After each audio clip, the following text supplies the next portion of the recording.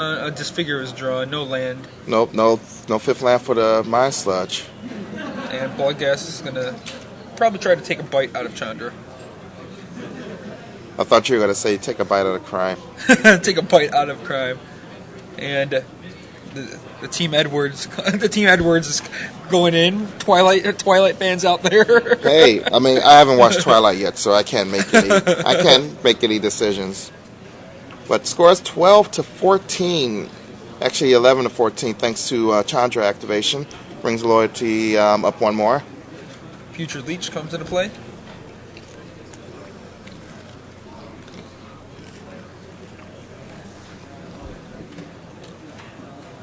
Alright. Brian passes the turn, I believe, and I think Eric's just thinking of what to do. Well, All he has is a disfigure before. I don't think he didn't draw yet. is there also? I think there's also a Tendrils.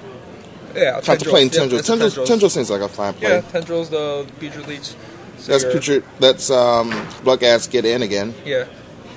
and that's what we're gonna do. So Eric will jump up to 15.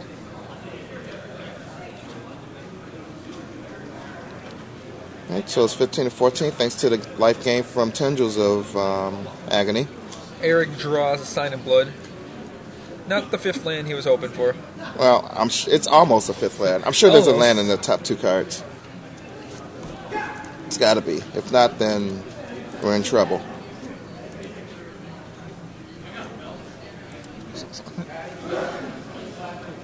Do we need to get that resent? Yeah. Is he resending it?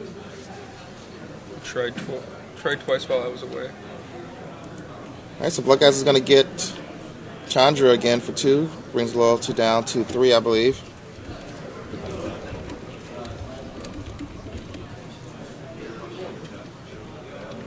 And we did find a land out for that Sign in Blood, which is going to allow... A big Mind Sludge. I mean, Well, there's also a Malakir Blood Witch in Eric's hand, that is but a Malakir Blood Witch. as long as the coast is relatively clear, we could go Mind Sludge first to keep our Blood Witch alive. Because Brian actually does have a Maelstrom Pulse in hand, which, can easily dispatch of a Blood Witch.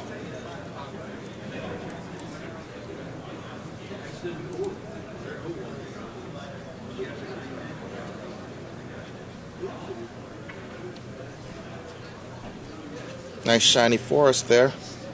I'm a fan. Yep. Foil and full art. John hasn't done any Jundy things yet. Well, Bituminous Blast and blah, blah, blah, blah, blah, blah, blah. well, it's time for some dragons. Oh, wait. Here.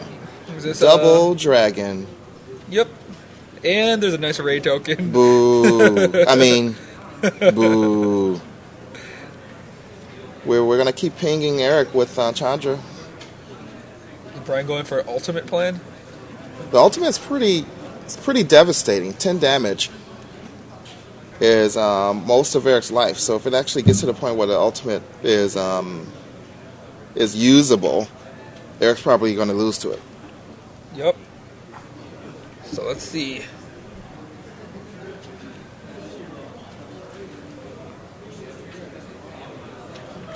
So what's going to happen here? Maybe... There's a Grim Discovery in his hand, too. In whose hand? In Eric's hand.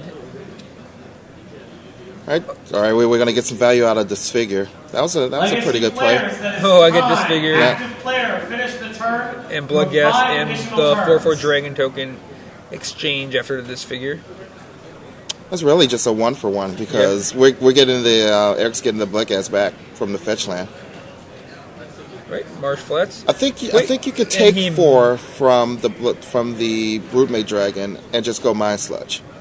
Well, he just went Who? land. Eric just went fetch land, Marsh Flats, missed the trigger. Now Well, he's the double- trigger, I don't know if he missed the trigger yet. He's still shuffling. Oh, he played a fetch land and didn't use that trigger. Now he'll use it. All right. The first Marsh Flats he played didn't trigger. We didn't need that trigger. All right, so we Mind Sludge to empty the hand. Now the coast is clear for the Blood Witch, which I guess his job will be to trade with the Broodmate Dragon. Yep.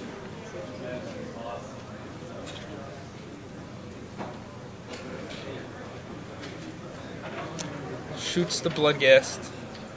Brian shoots the Bloodghast with Chandra. Pesky Bloodghast. Now he's afraid of it. That Bloodghast traded with Broodmate Dragon before. Eric goes down to 6. Alright. Now Eric didn't see what he drew right there.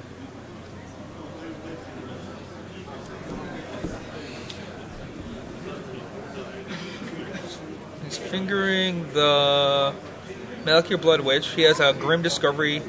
Well, Grim Discovery can be a pretty good play because you can Grim Discovery back a land, which is what we're going to do. Get back the Bloodghast by playing a land. Have 5 mana for your Malakir Blood Witch, and in the I guess okay, we're not gonna well we get a creature back too. So yeah. Land. Does not forget Blood Witch, and then we go Blood Witch, and we get the drain for 2, and we have a Hex Mage to dispatch of Chandra next turn. Drains for 2. So that's going to make the score 8 to 11.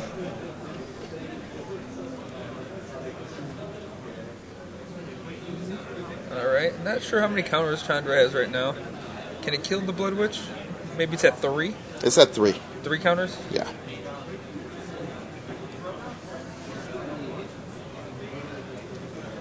So Blood Witch and Broodmate are probably going to trade, and that's exactly what happens. Seems standard. And Bloodghast gets shot down again. Bites the dust. Another one bites. Chandra. So free Chandras and free Bloodghast is just exchanging back and forth. Well, I mean, getting rid of Bloodghast isn't free for Chandra. Yeah.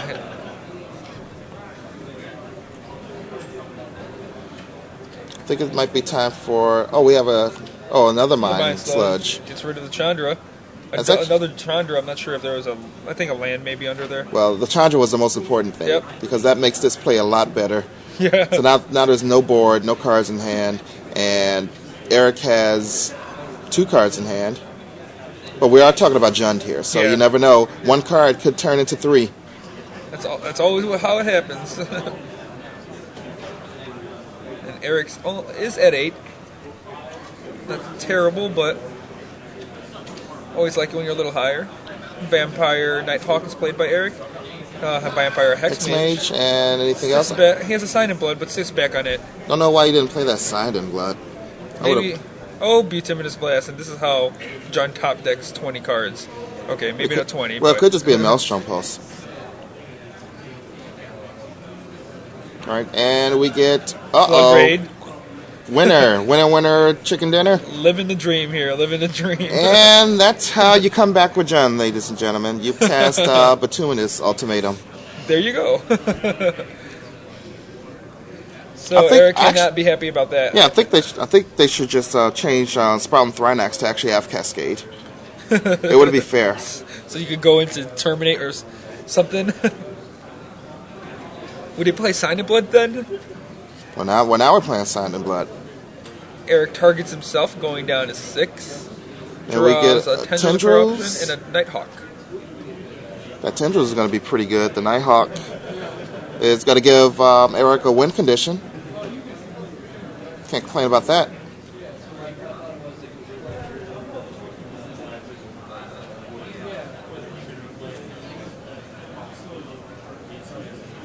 And not sure what we're thinking. I think we want to start trying to win the game as soon as possible. And Nighthawk comes into play. Okay, there we go. Ships the turn back to Brian. So now Nighthawk can basically race one of those creatures, which will be the Thrynax, because the Bloodbraid Elf can't really effectively attack. That guy can't block. Put him down, Eric. So Hexmage going to suicide here.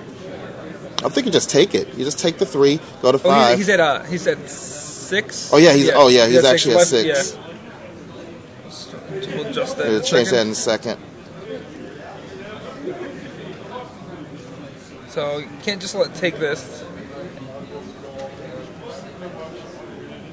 So we have to block. Well, obviously you block with the Hex Mage, and then you just counterattack with your Nighthawk. Start coming back from it. Well, that's what Nighthawk does, or it makes 3 1-1s for your opponent. One or the other. Oh, a bunch of rays.